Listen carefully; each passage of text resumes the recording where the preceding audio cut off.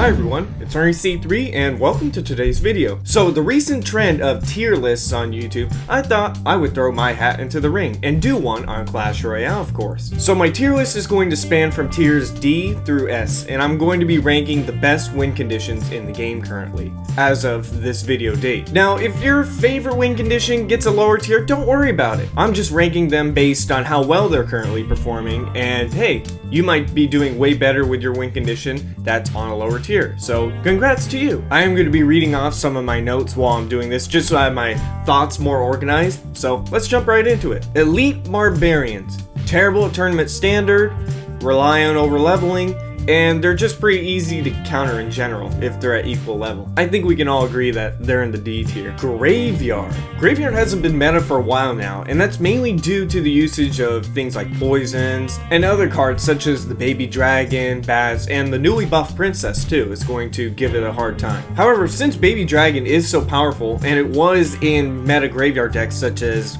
Splash Yard, the graveyard could benefit from that combo. And with poison being so well received currently, I think it's going to help the graveyard just a little bit more. So overall, I would place it in the B tier. Wall breakers. You know, I would have guessed that they would have been in popular bait decks, specifically because they can bait out the opponent's log. And since technically bait got a buff and the wall breakers got a buff, I would have expected them to do pretty well, but they're still pretty easily countered. However, if people start to take into account that this combo can actually do some work, I think we're going to start seeing them more often. I personally use them in my minor control deck, and they actually work really well, especially since in cheap decks like those, I can constantly keep up the pressure with their cheap costs, and I can keep sending them at the bridge.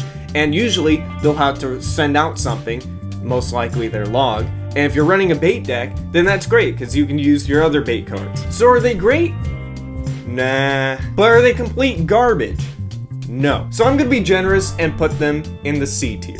Balloon. Balloon's a pretty good win condition, but I don't hear much about it anymore, other than that one popular deck that was going around with Rascals. And this is despite it still being viable. Of course, you do have to take into account some of the popular cards in Grand Challenges right now, such as Mega Minions, Baby Dragons, and Electro Wizards. Side note, Baby Dragon isn't really a balloon counter, but since it's still popular right now, you're more able to see it, and that's more damage you're gonna get on your balloon anyway. Plus, with Snowball's high popularity, that balloon's gonna have a lot more trouble now. So I'm gonna place it in the B tier. Bandita. Bandit's been pretty popular for a while now, despite the fact that bridge spam was weakened by the Battle Ram nerf. She's still killing it. She's cheap, easy to use, she's good on defense, like let's just say a wizard is walking across the bridge. You can use her on defense to quickly take care of that, and she can even counter the popular Prince. If you saw in my quick tips video, you just place her in the center, and when she charges towards the Prince that is also charging, she just cancels out that charge, and she takes no damage from that initial hit from the Prince. And this now will go for the Dark Prince as well. Some of you may remember that Dark Prince used to be my favorite card, and now he's getting the glory that he deserves. Plus, she's just simply great for keeping the pressure on your opponent, especially you can tell that they're starting to run out of elixir. Plus, she's just simply great for keeping up the pressure, especially if you can tell that your opponent is running out of elixir. She's been meta for a while, a long while, and it looks like it's gonna stay that way. And in general, she's just an all-around great card, and that is just for 3 elixir. So I would definitely place her in the S tier.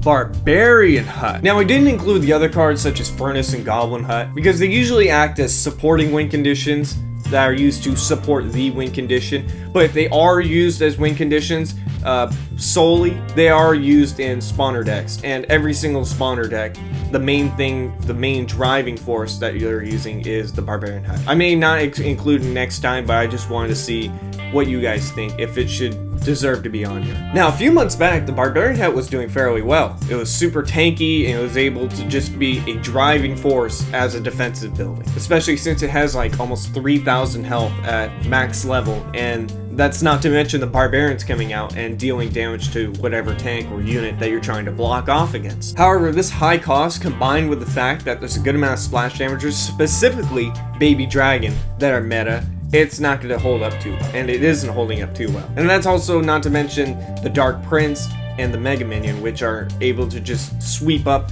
those Barbarian waves for a fairly cheap cost. And yeah, the Princess buff doesn't really help that either. Also, if 3 Musketeers actually become meta and people start using Earthquake more, then that's not going to help the Barbarian Hut either. So overall, great defensive card, but for its offensive waves, it doesn't really hold up. So I would place it in the D tier. The Battle Ram. Oof. This card has seen better days. In fact, the Battle Ram can't even act as a lightning rod for 3 musketeers now, so that already brings it down a bit. Plus the fact that the popular splash attackers that I've already mentioned are meta doesn't help the Battle Ram or the Barbarians especially at all. Even the very popular Giant Snowball can completely counter the Ram, and I mean the Ram, not exactly the Barbarians. It can just stop the Ram by itself. However, it still does have some offensive capabilities. And if you're able to time it right when the enemy doesn't have their counter, of course, and you can tell that they're out of elixir, then of course you're able to get some good damage on it, especially if they leave those Barbarians alone. And even if you just get a charge off and they somehow counter the Barbarians completely afterwards, that charge damage is still a pretty good amount. So I would have to place it in the C tier. Giant. I haven't been hearing about many Giant decks lately, and since Pekka, Inferno Tower, and Lumberjack are out and about, then yeah, that's probably why it's not super prevalent. However, the fact that it's easy to use and it's only 5 elixir, and you're getting like a huge amount of health for that cost, it still makes it a pretty good card. And it should be a force to reckon with, especially if 3 musketeers come back to being meta. I'm having bad memories already. And since the Prince and now the Dark Prince are meta, we can start to see double Prince decks again with the Giant. So overall, I would say it's in the A tier. Goblin Barrel. I swear about half or more of my quick tip videos show off a way to counter the Goblin Barrel. And I condone my apologies to bait users. Due to the fact that bait got buffed, it could be stronger in combination with some of these cards like the Princess, but since it's a card that's easily countered on its own, especially since Log and especially still Barbarian Barrel are out and about. I mean, even the Giant Snowball, if you time it correctly, can completely counter the Goblin Barrel. However, skilled bait players will be able to put in some work with the Goblin Barrel by using it when the spells are out of cycle from the enemy's deck, or if they just play their tricky barrels with the perfect timing. After all, if the enemy doesn't only save that spell for the Goblin Barrel, they're going to be using it for other cards in your bait deck as well. And I know that some of those other bait cards are going to pose some threat, so I would just place it in the B tier. Goblin Giant. Let me just say, the buffs weren't enough. Specifically, the buffs were targeting the wrong aspect of the card. In my opinion, the aspect about the Goblin Giant that's the most flawed is his initial hit speed. I swear, the Goblin Giant just runs right up to the tower, and when he actually reaches the tower, he just takes like a slow-mo stab at the tower before he can even reach it. That Tank Buster has already killed the Goblin Giant with its last swing. Even when the Goblin Giant dies, that Tank Buster, mind you, the popular Tank Busters, Pekka, Inferno Tower, and Lumberjack, once that Goblin Giant dies, the Spear Goblins are gonna pop out, and that Tank Buster's just gonna wipe them away. And the whole point of a tank like that is for him to quickly get up to the tower and deal some damage. And most of the time, if they actually don't have bad Wi-Fi, they're gonna place down their Tank Buster pretty frequently at a pretty quick timing. And even the Spear Goblins are just gonna lock onto that Tank Buster as well. And that's in most cases, I'm not saying for every single case. However, the combination of Snowball or Zap combined with the Spear Goblins in his backpack can do some pretty decent work against air troops. And since those Spear Goblins in his backpack attack regular troops instead of just building, you can use them on defense just a little bit.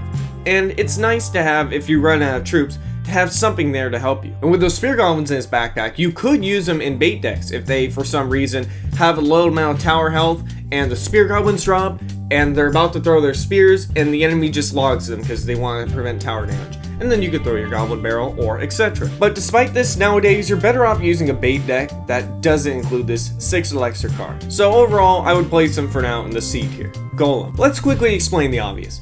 Inferno Tower, Lumberjack, Pekka. These are a force to be reckoned with in general against all tanks, and Golem is not excluded from that. However, with the increasing use rate and win rate of Lightning, especially if 3 Musketeers becomes meta again, the Inferno Tower is going to be easier to deal with. Lumberjack shouldn't be too much of a problem either, and in fact, most Golem decks include Lumberjack to help you. So it's pretty much going to be Pekka that's going to be your main problem. And even then, when you're able to build up a huge amount of support troops behind your Golem, it should be able to take care of it fairly well. And who knows, maybe your support troops will be able to take down that Pekka before the Golemites are dead. Plus, the very powerful Baby Dragon complements the Golem decks, of course. And overall, it's probably the most prevalent beatdown archetype that I've seen for a while, especially with its powerful steamrolling abilities. So overall, I would place this in the A tier. Hog Rider. There's not too many buildings being used currently, but there are still noticeable counters to the Hog Rider, such as Electro Wizard, Lumberjack, and even Tornado. However, being that it's easier to use and has a lot of value for 4 elixir, and the fact that supporting cards such as Musketeer, Ice Golem, and Ice Spirit are meta, this card still holds up on its own. This works especially well if your Hog deck is cheap, which allows you to outcycle the enemy counters. Plus, the Hog Rider has been meta for like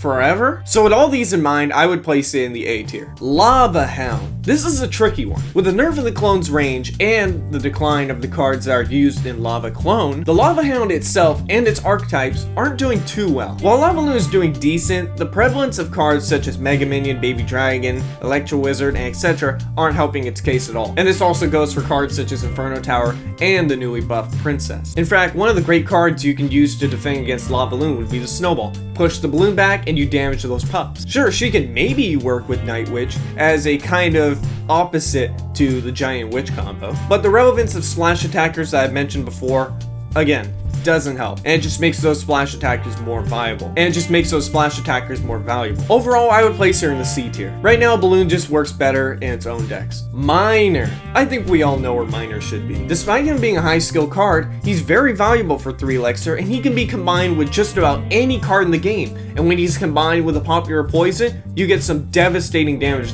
that's kind of hard to defend against if you have swarms in your deck. You could even place him on certain tiles to prevent the King Tower from being activated with the Tornado. Plus, this card has been balanced for a long time and hasn't been changed, if ever. And it doesn't look like it's going to be changed anytime soon. And it seems like it's going to stay that way. I definitely would place it in the S tier. Mortar. Like I said previously, bait just got a buff. And usually, bait is incorporated in mortar decks. So, Mortar got a buff? This card's also a tricky one. It's an easier siege card to use compared to the Expo, but it lacks the DPS. Sure, it's a great card to use on defense, specifically in an example that I would like to give.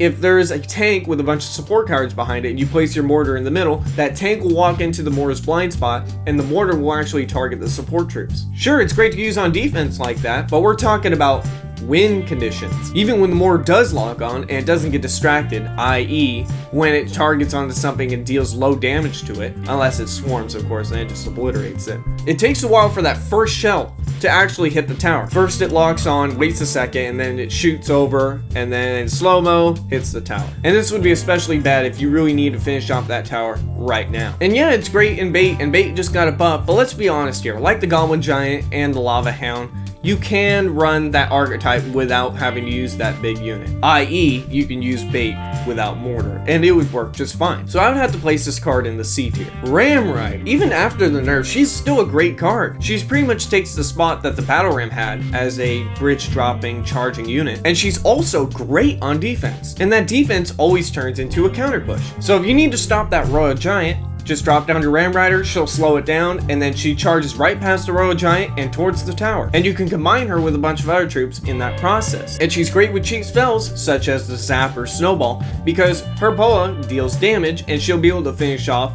for, let's just say, those goblins that you zap but are still alive. And if you combine her with other troops that actually reach the tower quicker, such as the Miner, she will also defend the Miner for him. The only big threats that she has against her are the Lumberjack and Electro Wizard. But even then, she can try and defend against them because, remember, her snare does damage. And that also all depends on whatever troops that you combine the Ram Rider with. Currently, she's an all-round great card, and I would have to put her in the A tier. Royal Giant. Man, oh man, that damage increase just puts in work. And the fact that in today's Royal Giant decks, cards such as the Barbarian Barrel, Baby Dragon, and Lumberjack are meta just make it an even stronger archetype overall. It can struggle against most tank busters these days, such as Pekkas, Inferno Towers, and Lumberjacks, but here's the thing. Royal Giant decks usually have certain cards that help against tank busters. For example, Ice Wizard.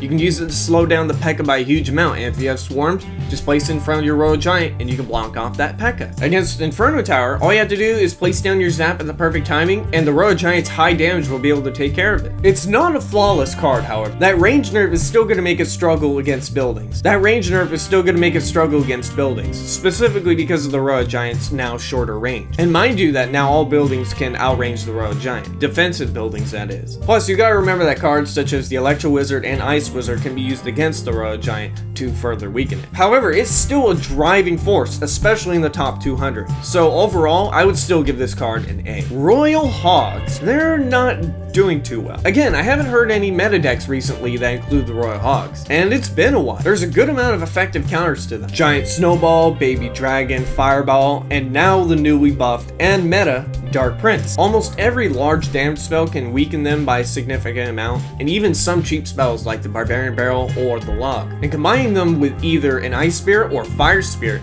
can just make it even deadlier. In fact, just Fire Spirits alone will be able to take them out. That's a 3+ elixir trade right there. But if you split them, you of course can deal some great damage, because it's impossible for them to be able to split up their Fireball or split up their splash attackers. And that's the only thing that prevents them from being in the D tier. So with that being said, I would put them in the C tier. Three Musketeers. This one's going to be based more on prediction because they just got buffed last Friday. And I'll be seeing how their stats are doing on Royale API. Despite their usage rate going from 3% to 7% within 15 days of recording this video, their win rate has still stayed at 50%, and that's still being at 50% from when they were at 10 elixir to now. Before they got nerfed to being 10 elixir, I would have to place them in the S tier because they were just so unstoppably overpowered that anyone should have just been using them at that time. However, now that they become 9 elixir again, with a twist, that deploy time, I had to give a prediction on how well they might do. Despite the fact that they're now 9 elixir,